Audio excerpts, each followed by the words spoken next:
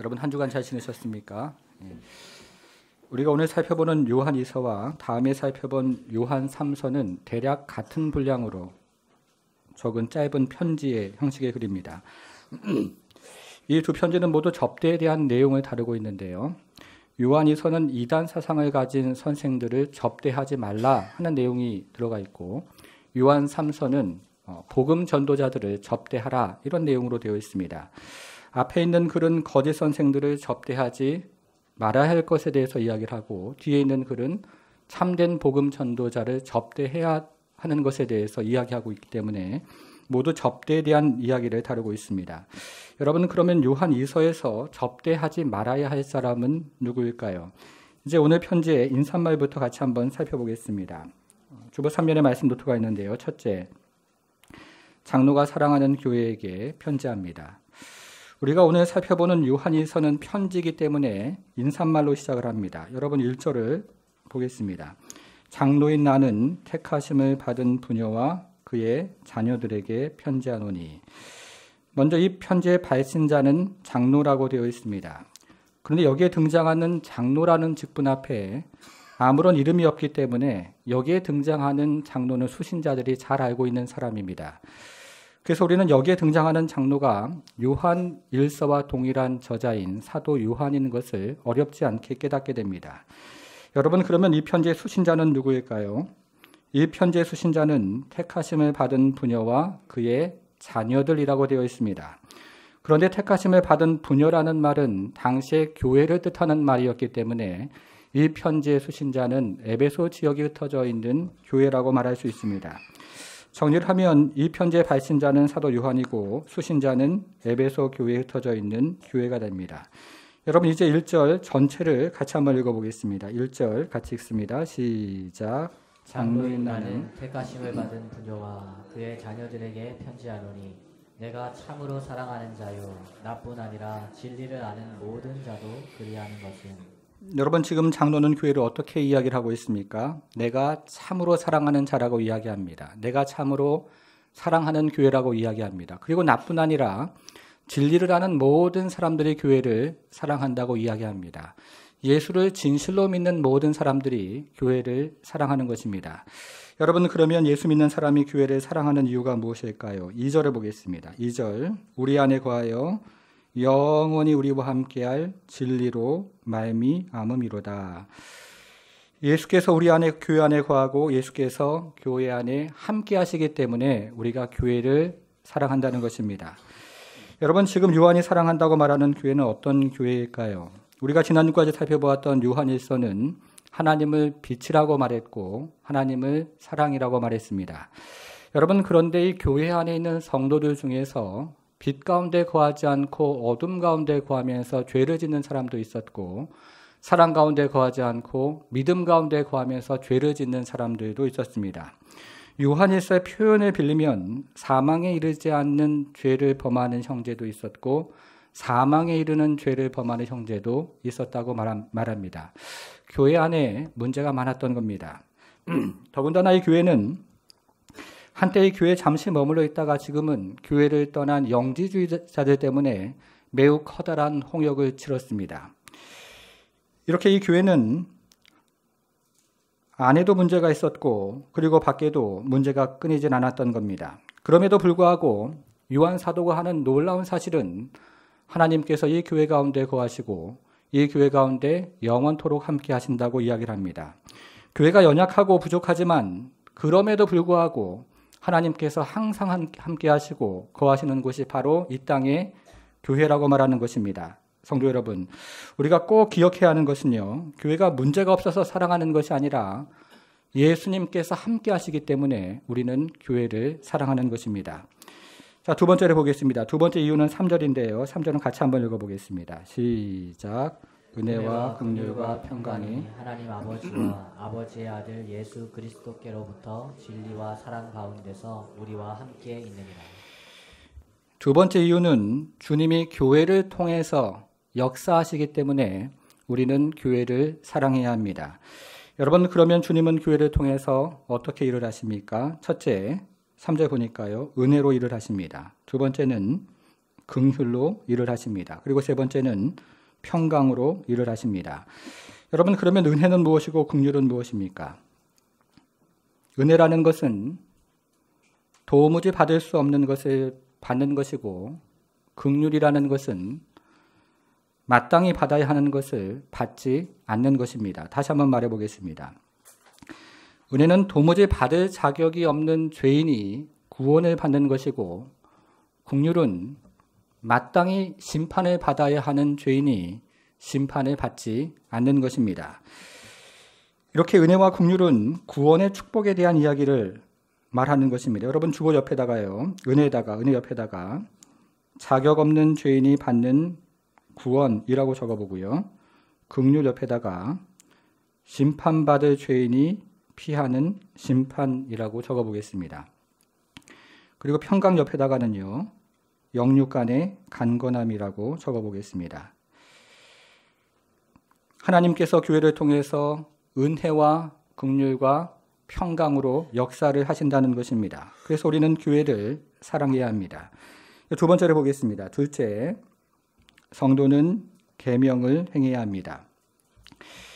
여기까지 인사말을 살펴보고요, 이제 편지의 본말을 같이 한번 살펴보겠습니다. 이 편지가 전하는 첫 번째 메시지는 성도가 계명을 지켜야 한다는 것입니다. 여러분, 4절을 같이 한번 읽어보겠습니다. 4절이요, 같이 읽습니다. 시작. 너희 자녀들 중에 우리가 아버지께 받은 계명대로 진리를 행하는 자를 내가 보니 심히 기쁘도다. 당시 초대교회 역사에 대한 믿을 만한 자료에 의하면 사도 요한은 사도 바울이 개척한 에베소 교회를 목회하는 목회자가 되었습니다. 그러던 중에 사도 요한은 로마의 도미시안 황제가 통치하는 시절에 붙잡혀서 에게해에 있는 밤모섬으로 유배를 가게 되었습니다. 여러분 중 혹시 성지순례를 하면서 밤모섬에 가보신 분이 계십니까?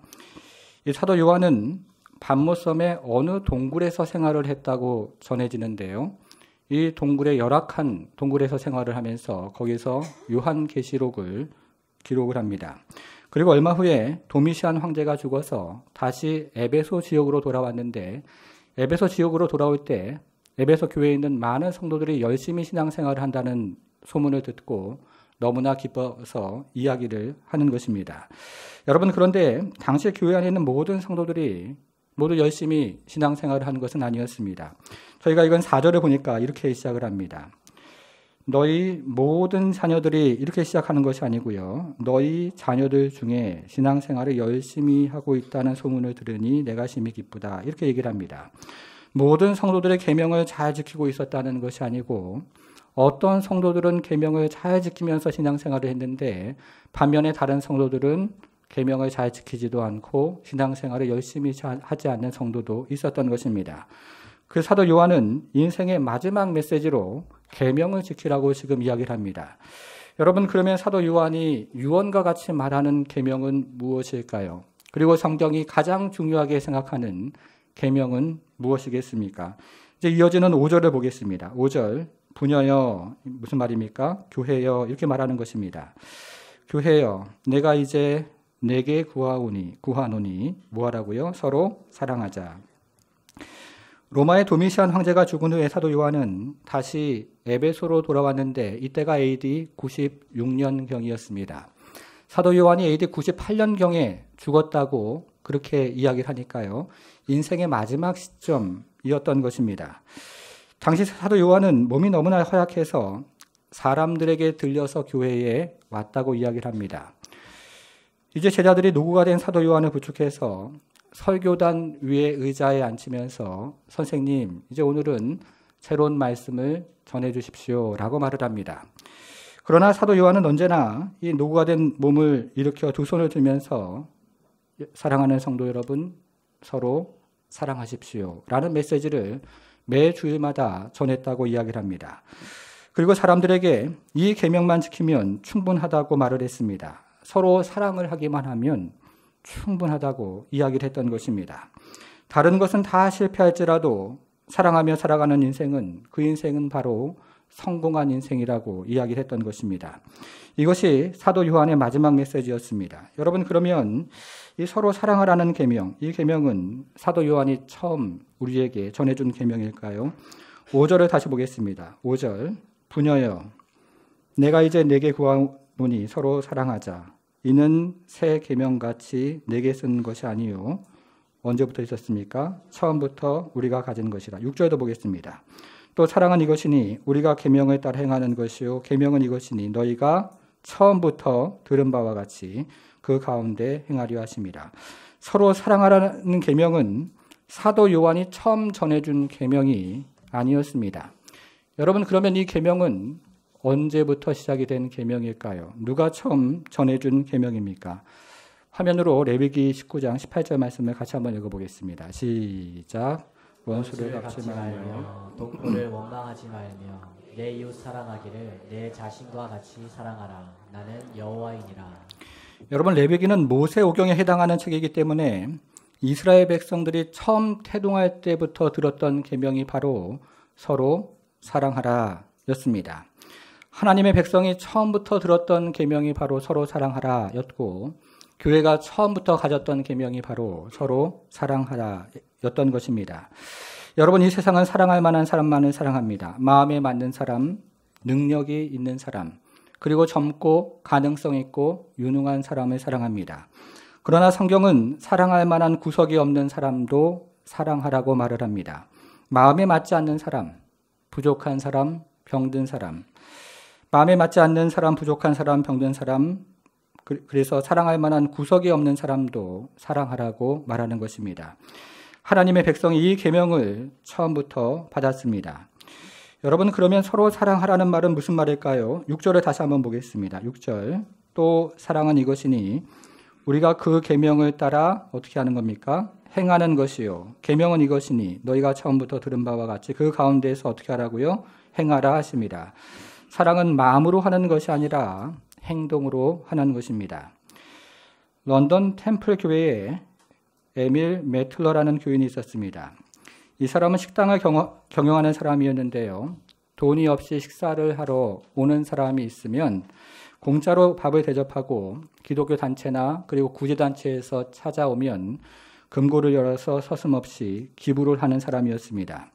어느 날 선교단체에서 찾아와서 기부를 부탁을 하니까 이번에도 선끝 금고문을 열어서 기부를 합니다. 그런데 선교단체 직원이 가만히 보니까요, 금고 안에 15cm 가량 되는 커다란 못이 하나 들어 있었습니다. 그래서 이것이 무엇이냐고 물었습니다. 그랬더니 이 에밀 매틀러가 하는 말이 이렇게 이야기를 합니다. 예수님께서 나의 죄를 위해 이런 못에 죽임을 당했다는 것을 잊지 않고 살려고 이 못을 늘 상자 안에 두고 지냅니다. 이 못을 보면 내가 누구를 도와야 할 때 인색한 마음이 들지 않습니다. 예수님은 나를 위해 생명도 주셨으니까요. 이렇게 이야기를 했답니다. 여러분, 지옥에 갈 수밖에 없는 인생이 구원을 받았는데요. 무엇이 아깝겠습니까? 심판받아 마땅한 인생이 영생을 경험했는데 무엇이 아깝겠습니까? 사랑은 마음으로 하는 것이 아니라 행동으로 하는 것입니다. 이제 정리를 한번 해보겠습니다. 두 번째 정리를 한번 해보면요. 첫째, 계명의 정의는 서로 사랑입니다. 둘째, 계명의 기원은 처음부터입니다. 그리고 계명의 특징은 행함입니다. 자, 이것이 사도 요한이 편지를 통해서 처음으로 전하는 메시지입니다. 두 번째 메시지인데요. 셋째로 한번 보겠습니다. 셋째, 성도는 교훈을 지켜야 합니다. 여러분, 그러면 사도 요한이 이 편지를 쓴 목적은 무엇일까요? 우리는 요한일서에서 한때 유한의 교회에 잠시 머물러 있다가 지금은 유한의 교회를 떠난 영지주의자들에 대한 이야기를 들었습니다. 한때 유한의 교회에 잠시 머물러 있다가 지금은 유한의 교회를 떠난 영지주의자들이 다른 교회들에게 자신들의 가르침을 퍼뜨릴 가능성이 있었기 때문에 이제 사도 요한은 요한일서의 첨부 편지 형태로 요한이서를 기록해서 교회들에게 전달을 했던 것입니다. 그래서 요한이서에서 가장 중요한 구절은요, 7절입니다. 여러분, 7절의 표시를 한번 해보겠습니다. 7절. 미혹하는 자가 세상에 많이 나왔나니 이는 예수 그리스도께서 육체로 오심을 부인하는 자라. 이런 자가 미혹하는 자요 적 그리스도니. 영지주의자들은 예수 그리스도가 육체로 오신 것을 부인하는 사람들이었습니다. 여러분 그런데요, 이 내용이 여기에만 등장을 하는 것이 아니고요. 요한 1서에서도 등장을 했습니다. 한번 찾아보겠습니다. 성경을 앞으로 넘겨서 요한 1서 4장 2절로 가보겠습니다. 요한 1서 4장 2절 같이 한번 읽어보겠습니다. 시작. 이로써 너희가 하나님의 영을 알지니 곧 예수 그리스도께서 육체로 오신 것을 시인하느니라. 하나님께 속한 것이요. 여러분 어떻습니까? 이 두 구절은 같은 내용인데요. 그러나 여기에는 매우 중요한 차이가 있습니다. 잘 한번 들어보십시오. 먼저 요한일서 4장 2절은 완료 시제로 되어 있습니다. 요한일서 4장 2절이 완료 시제로 되어 있다는 것은 예수께서 육체로 태어나고 그리고 33년 동안 육체로 사시다가 그리고 죽을 때도 육체로 죽으셨다는 것입니다. 예수님께서 이 땅에 계시는 동안에 처음부터 마지막까지 육체로 계셨다는 의미가 바로 우리가 읽은 요한일서 4장 2절의 의미입니다. 여러분 그러나 요한이서 7절은 그렇게 되어 있지가 않습니다. 다시 요한이서 7절로 돌아와 보겠습니다. 같이 한번 읽어볼게요. 시작. 미혹하는 자가 세상에 많이 나왔나니 이는 예수 그리스도께서 육체로 오심을 부인하는 자라. 이런 자가 미혹하는 자요 적 그리스도니. 여러분 이 구절은 원문에서요 현재 시제로 되어 있습니다. 이 구절이 현재 시제로 되어 있다는 말은 예수님이 지금도 육체로 계시다는 뜻입니다. 예수님이 이 땅을 사는 동안만 육체로 계셨던 것이 아니고 예수님이 지금도 육체로 계신다는 뜻입니다. 예수님께서 처음 이 땅에 오신 그 이후로부터 계속해서 육체로 계신다는 뜻입니다. 여러분 이해하셨습니까?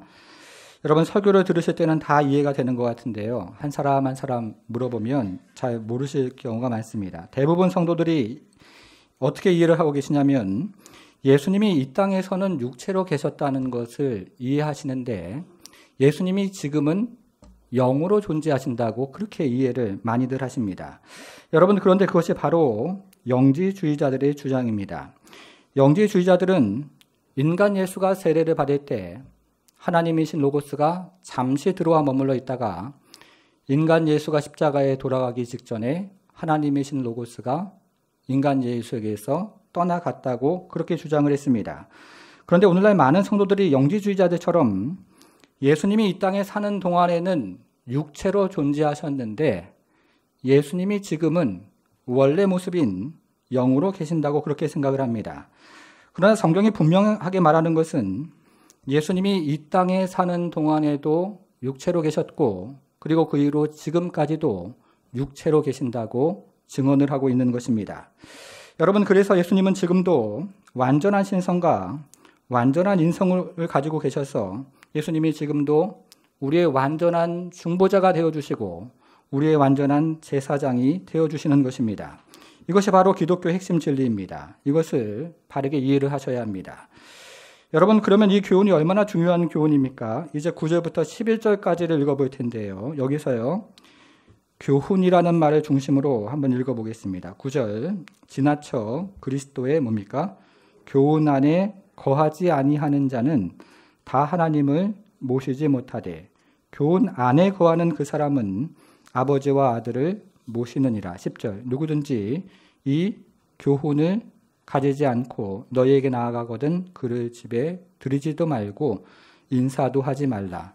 그에게 인사하는 자는 그 악한 일에 참여하는 자입니다. 첫째, 성육신의 교훈 안에 거하는 사람은 하나님을 모시는 사람입니다. 둘째, 그러나 성육신의 교훈 안에 거하지 않는 사람은 아버지와 아들을 거하지 않는 사람은 아버지와 아들이 없는 사람입니다. 셋째, 성육신의 교훈을 왜곡하는 이단은 거부해야 합니다. 성육신의 교훈이 이토록 중요하다는 것입니다. 여러분 그런데 우리가 여기서 자주 오해하는 말씀이요 10절입니다. 10절을 다시 한번 읽어보겠습니다. 시작. 누구든지 이 교훈을 가지지 않고 너희에게 나아가거든 그를 집에 들이지도 말고 인사도 하지 말라. 여러분 이 사람들은 1차적으로 누구를 이야기하는 것입니까? 영지주의자들이죠. 그런데 대부분의 성도들이 이 말씀을 문자적으로 해석을 해서요. 이단이 찾아오면 집으로 받아들이지도 말고 인사도 하지 말아야지라고 생각들을 하십니다. 그러면서 마음 한 구석에서는요, 내가 너무 야박하게 대하는 것 아닌가, 이런 또 질문들을 가지고 계십니다. 여러분, 여기서 집이라는 말은 우리가 사는 홈이라는 이야기가 아니고, 여기서 집이라는 말은 하우스 철치를 이야기하는 것입니다. 여기서 집이라는 것은 여러분들이 각자 살고 있는 그 집을 말하는 것이 아니고요, 바로 교회를 의미하는 것입니다. 그래서 이 말씀은 여러분들이 살고 있는 집에 들이지도 말고 인사하지도 말라, 이런 의미가 아니고 교회에 들이지도 말고 인사하지도 말라, 이런 의미라는 뜻입니다. 여러분, 당시 문화권에서요, 교회가 이방인들을 받아들이는 것은 단지 불쌍한 사람에게 숙식을 제공한다는 뜻이 아니고 그 사람을 내가 속한 공동체의 일원으로 받아들인다는 뜻입니다. 그리고 당시 문화권에서 교회 안에서 인사를 한다는 것도 우리가 서로 목례를 한다, 이런 뜻이 아니고 저 사람의 믿음과 나의 믿음이 같다는 사인에 해당하는 그런 신호였습니다.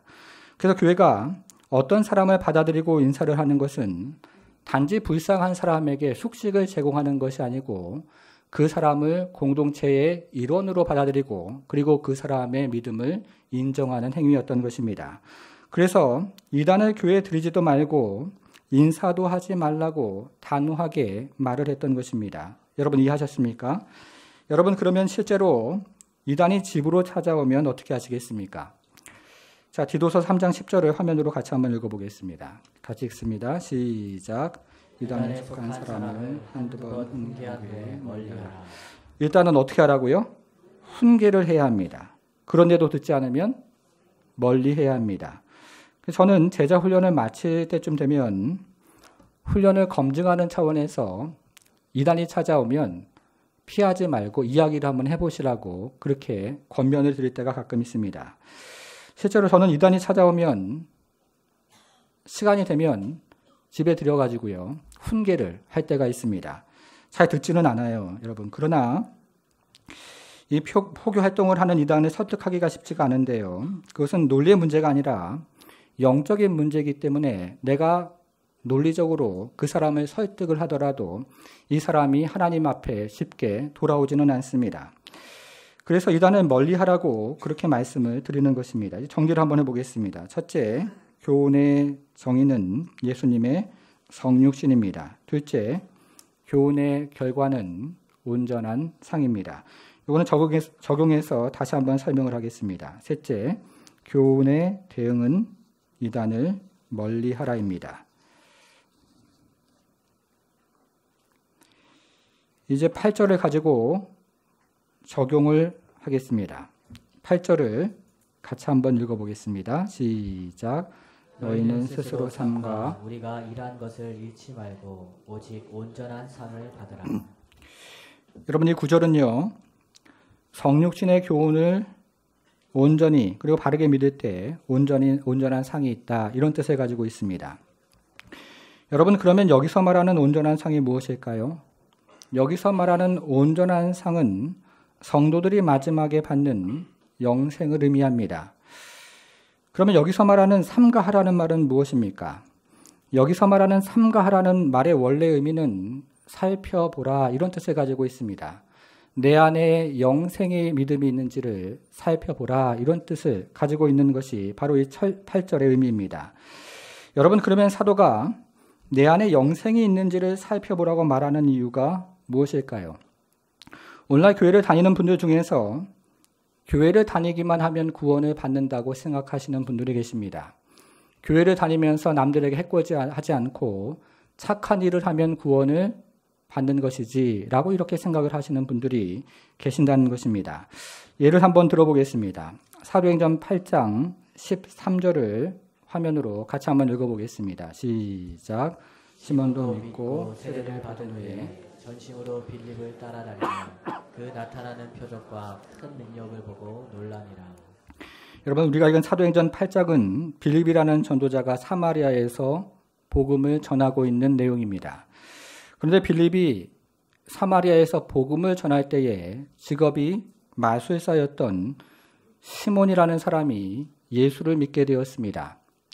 그리고 나서 다른 사람들이 세례를 받을 때 세례를 받았습니다. 그런 후에 전심으로 복음 전도자였던 빌립을 따라다녔습니다. 열심히 신앙생활을 했다는 뜻입니다. 여러분, 그러면 이 시몬이라는 마술사가 과연 구원을 경험한 것일까요? 이어지는 14절부터 19절을 다시 화면으로 계속 보겠습니다. 예루살렘에 있는 사도들이 사마리아도 하나님의 말씀을 받았다함을 듣고 베드로와 요한을 보내매 그들이 내려가서 그들을 위하여 성령 받기를 기도하니 이는 아직 한 사람도 성령 한 사람에게도 성령 내리신 일이 없고 오직 주 예수의 이름으로 세례만 받을 뿐이더라. 이에 두 사도가 그들에게 안수하며 성령을 받은지라. 18절을 다시 한번 제가 읽어볼 테니까요. 한번 집중해서 한번 보겠습니다. 시몬이 사도들의 안수로 성령 받는 것을 보고 돈을 들여 19절 이르되 이 권능을 내게도 주어 누구든지 내가 안수하는 사람은 성령을 받게 하여 주소서 하니. 여러분, 시몬은 구원을 받은 것입니까? 아니면 못 받은 것입니까? 이어지는 20절을 한번 보겠습니다. 20절 베드로가 이르되 내가 하나님의 선물을 돈 주고 살 줄로 생각하였으니 내 은과 내가 함께 어떻게 된다고요? 망할지어다. 시몬은 예수를 믿었습니다. 그리고 세례를 받았습니다. 그리고 전도자를 따라다니면서 열심히 신앙생활을 했습니다. 그런데 베드로가 가만히 보니까 그 안에 영생이 없었던 것입니다. 성도 여러분, 여러분들은 처음 어떻게 교회에 오시게 되었습니까? 어느 목요일 오전에 길거리를 지나가고 있었습니다. 그런데 노란 조끼를 입고 있는 아줌마들이 다가오더니 커피를 타주었습니다. 얼떨결에 커피 한 잔 마시고 이제 가려고 하는데 노란 조끼를 입은 아줌마들이 본색을 드러내기를 시작했습니다. 저기 당역 2번 출구에 가면 부산 사랑의 교회라는 그 교회가 있는데 예배도 은혜스럽고 사람들도 좋으니 꼭 한번 가보라는 것입니다. 그 커피를 얻어먹은 죗값으로 주일에 교회에 가게 되었습니다. 그런데 목사님이 무슨 말을 하는지는 잘 이해가 되지는 않지만 분위기도 좋고 사람들도 좋아 보여서 다음 주에 다시 오게 되었습니다. 여러분, 이렇게 교회 첫 발을 딛는 것이 얼마나 중요합니까? 그리고 전도하는 분들이 얼마나 감사합니까? 이렇게 몇 개월을 지나니까 약간 마르고 목소리가 까랑까랑한 목사님이 우는 얼굴로 찾아와서 학습을 받으라고 이야기를 합니다. 여러분, 우는 얼굴에 어떻게 침을 뱉을 수 있겠습니까? 학습을 받았습니다. 또 몇 개월이 지나니까 그 목사님이 또 찾아와서 이번에는 세례를 받으라고 이야기를 합니다. 이번에도 웃는 얼굴에 거절할 수가 없었습니다. 이렇게 학습을 받고 그리고 세례를 받았습니다. 물론 학습을 받는 동안에 교육도 받았습니다. 그리고 세례를 받으면서 고백도 했습니다. 여러분, 그러면 예수 믿는다고 고백도 했고 그리고 세례도 받았으니 이제 내 안에 영생이 있는 것일까요? 성도 여러분, 오늘날 교회 안에는요, 시몬과 같은 사람들이 많이 있습니다. 시몬과 같이 예수를 믿었습니다. 그리고 세례도 받았습니다.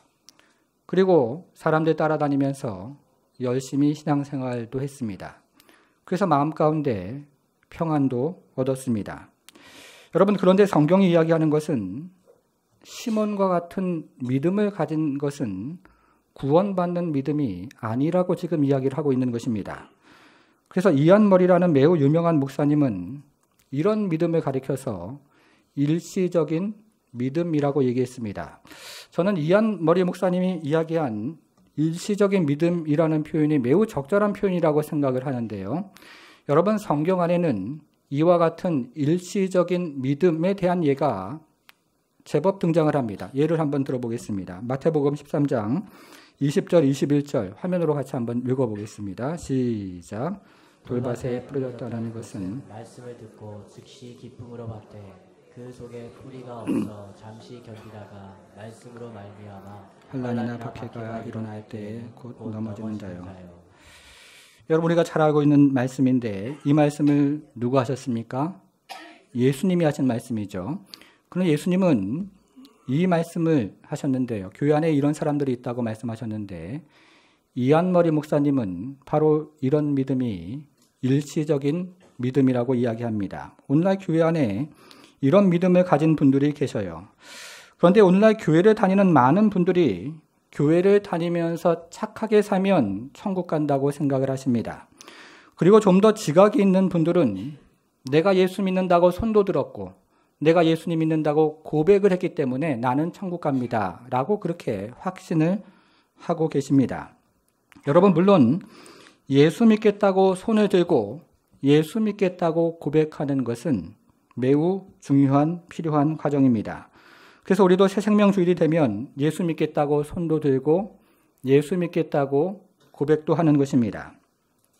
여러분, 그러나 예수 믿겠다고 손을 들고 예수 믿겠다고 고백을 하는 것은 예수님을 믿었다고 말하는 것이 아니라 예수님에 대해서 반응을 했다고 말하는 것이 더 정직한 표현입니다.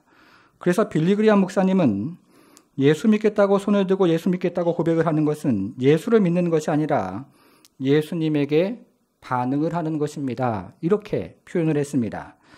여러분, 그런데 신앙생활을 하다 보면 어떻습니까? 나보다 하나님을 잘 알고 있다고 생각되는 교회 누군가가, 그리고 목사님이 다가옵니다. 그러면 성경 공부를 하고 그러면서 1대1을 하는데요. 그러면서 이렇게 말을 합니다. 당신이 예수 믿겠다고 손을 들고 예수 믿겠다고 고백했으니까 당신 안에는 영생이 있고 그리고 천국에 갑니다. 이렇게 확증을 해줍니다. 여러분, 그러면 순진한 성도들은 아무 의심 없이 자기 안에 있는 믿음이 진짜 믿음인지 일시적인 믿음인지를 확인하지 않고 살펴보지 않고 신앙생활을 하고 교회를 다니기를 시작합니다. 그러면서 환난과 그리고 핍박이 다가오면 교회를 나오지 않습니다. 여러분, 이런 것이 바로 예수님께서 말씀하신 일시적인 믿음, 시몬과 같은 믿음이라고 할 수 있습니다. 여러분, 그래서 역사에 등장하는 지혜로운 복음 전도자들은 회심의 고백을 구원을 받은 안전한 기준으로 여기지 않았습니다. 조지 위필드 목사님은 이렇게 말을 했습니다. 교회 안에는 말씀을 기쁨으로 받는 돌밭의 청중 같은 사람들이 많이 있습니다. 그러나 열매를 벗고 그들이 어떤 나무인지를 알기 전까지는 그들이 구원받은 사람인지 아닌지를 나는 말할 수 없습니다. 이렇게 말을 했습니다. 그러면서 한마디를 더 했습니다. 한번 들어보십시오. 약이 어떻게 작용하는지를 볼 때까지 기다려 보아야 합니다. 이렇게 말을 했습니다. 여러분, 열이 펄펄 끓는 사람이 해열제를 먹으면 어떻게 됩니까? 열이 내려가죠. 이것은 약을 먹으면 나타나는 현상입니다. 혈압이 높은 사람이 혈압약을 먹으면 어떻게 될까요? 혈압이 내려갑니다. 이것도 약을 먹으면 나타나는 현상입니다. 그런데 이것은 복음도 마찬가지입니다. 내 안에 정말 예수 믿는 복음이 있으면 그러면 그것은 나타나게 되어 있습니다. 그 역사에 등장했던 지혜로운 복음 전도자들은 회심의 고백을 구원을 받은 안전한 기준으로 여기지 않았던 것입니다. 그래서 오늘 본문도 내 안에 영생이 있는지를 살펴보고 점검을 하라고 말하는 것입니다. 성도 여러분, 정말 내 안에 영생이 있는 것입니까? 이제 우리는 앞으로 한 달 동안 이 인생의 가장 중요한 문제에 대해서 함께 살펴보기를 원하는 것입니다. 성도 여러분, 이제 새생명주일이 한 주 남았습니다. 저는 지난 한 주 동안에 새생명주일 준비하면서 제가 붙잡았던 말씀이 오늘 본문 3절 말씀입니다. 여러분, 3절을 다시 한번 읽어보겠습니다. 같이 읽습니다. 시작. 은혜와 긍휼과 평강이 하나님 아버지와 아버지의 아들 예수 그리스도께로부터 진리와 사랑 가운데서 우리와 함께 있으리라. 여러분, 은혜가 무엇이라고 말씀해 주셨습니까? 자격 없는 죄인이 구원을 받는 것입니다. 긍휼이 무엇입니까? 심판받을 죄인이 심판을 받지 않는 것입니다. 그래서 은혜와 긍휼은 구원의 축복입니다. 그러면 이 은혜와 긍휼의 출처는 무엇일까요? 3절 다시 한번 보겠습니다. 은혜와 긍휼과 평강이 하나님 아버지와 아버지의 아들 예수 그리스도께로부터 나오는 것입니다. 이렇게 이야기를 하는 겁니다. 성도 여러분, 예수 믿는 것은요, 내가 믿고 싶다고 믿어지는 것이 아닙니다. 예수 믿는 것은 하나님께서 주시는 은혜와 긍휼이 있어야 믿어지는 것입니다. 예수 믿는 것은 나의 노력이나 나의 의지나 그리고 나의 생각이나 나의 선행이나 이런 것들로 믿는 것이 아니고 예수 믿는 것은 하나님께서 주시는 은혜와 그리고 긍휼로 믿어지게 되는 것입니다. 그런데 여러분, 우리 하나님은 어떤 하나님이십니까? 우리 하나님은 은혜 베풀어 주시기를 기뻐하시는 하나님이십니다. 그리고 우리 하나님께서는 긍휼 베풀어 주시기를 매우 좋아하시는 하나님이십니다. 그래서 우리는 기도합니다. 하나님께서 이번 새생명주일에 은혜를 베풀어 주시기를, 하나님께서 긍휼을 베풀어 주시기를 우리는 기도하는 것입니다. 남은 한 주간 동안 그래서 함께 기도하기를 원합니다. 우리 하나님께서 이 자리에 임하셔서 우리 사랑하는 부모님에게 은혜와 긍휼을 베풀어 달라고, 우리 사랑하는 가족들에게, 우리 사랑하는 자녀들에게 은혜와 긍휼을 베풀어 달라고, 이곳에 모이는 모든 성도들에게 은혜와 긍휼을 베풀어 주옵소서.